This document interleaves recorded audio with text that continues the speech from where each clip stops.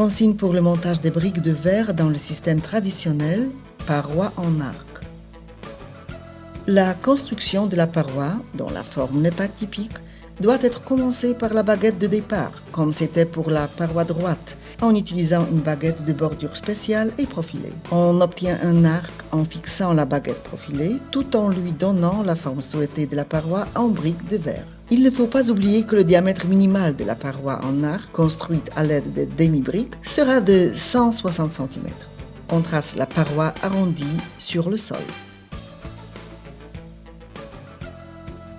On fixe la baguette profilée entaillée au sol à l'aide de vis ou chevilles expansibles.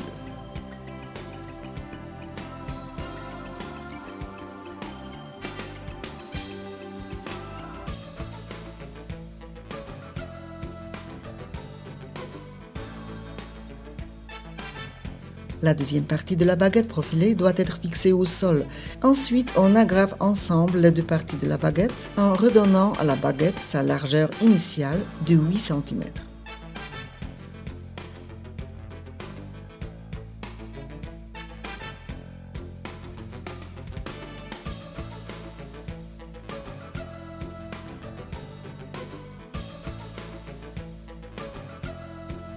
On dispose la bande de dilatation au fond de la baguette en entaillant auparavant la bande de façon à ce qu'elle s'étale librement sur toute la longueur de la baguette de bordure.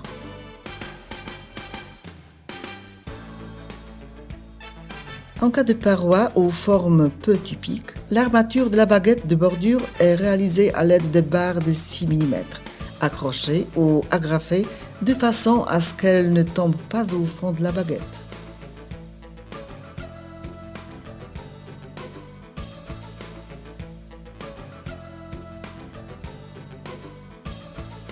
L'armature de la baguette profilée doit surtout concerner le bord extérieur et intérieur du socle.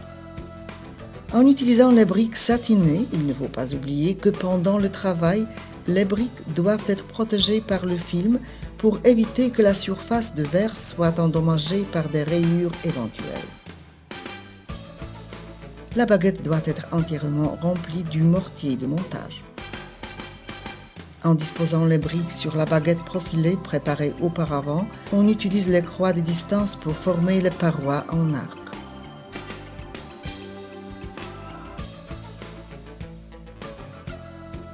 On dispose la première couche de briques en verre en commençant par le bord extérieur de la baguette de bordure.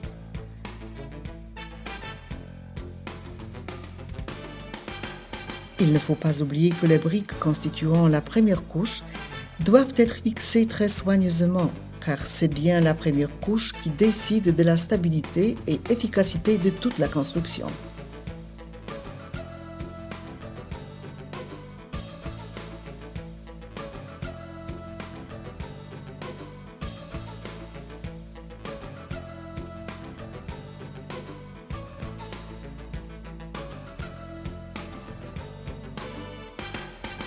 L'armature verticale de la paroi en arc dans le système traditionnel consiste dans la réalisation de l'armature du bord extérieur uniquement à l'aide de simples barres, sans oublier que l'armature ne doit pas toucher les briques. Une fois que l'armature verticale de la première couche est réalisée, il faut arrêter le travail afin que l'armature verticale soit bien fixée avec du mortier. Le lendemain, on continue le montage de l'armature horizontale en accrochant les barres horizontales à l'armature verticale.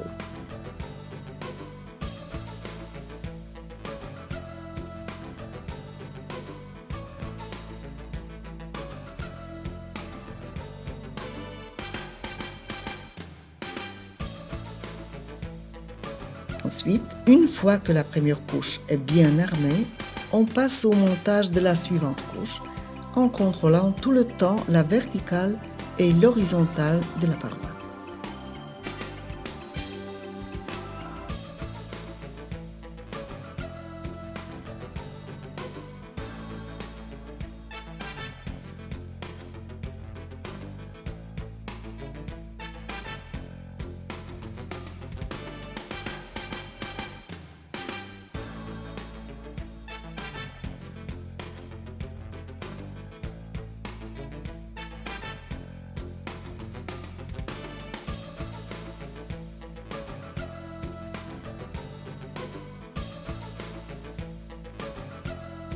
Pareil que pour les parois droites, on réalise 4 couches de la paroi en arc, au maximum, en une seule fois, pour que la construction devienne stable.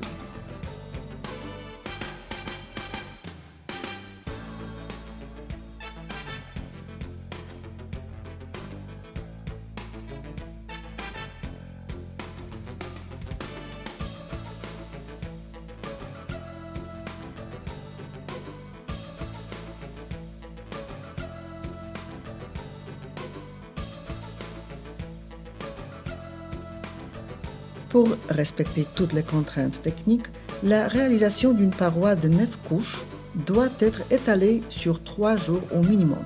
Au bout de 3 jours, la paroi en arc est bien préparée pour les travaux de finition. Les travaux de finition consistent à préparer la paroi au jointoiement et à la finition des bords extérieurs. Afin de réaliser le joint, il faut enlever les croix de distance. On réalise cette opération toujours avant le jointoiement. Ensuite, on prépare le mortier. Ça peut être clair-glace ou tout autre mortier de jointoiement adapté à la largeur des joints.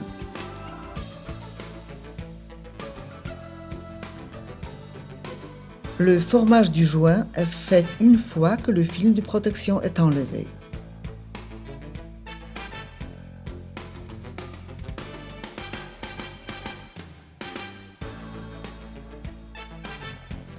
Une fois le mortier de joint est solide, on enlève l'excédent du mortier à l'aide d'une éponge spéciale. La paroi en brique doit être nettoyée à plusieurs reprises avec de l'eau propre afin d'éliminer entièrement la poussière blanche sur le verre.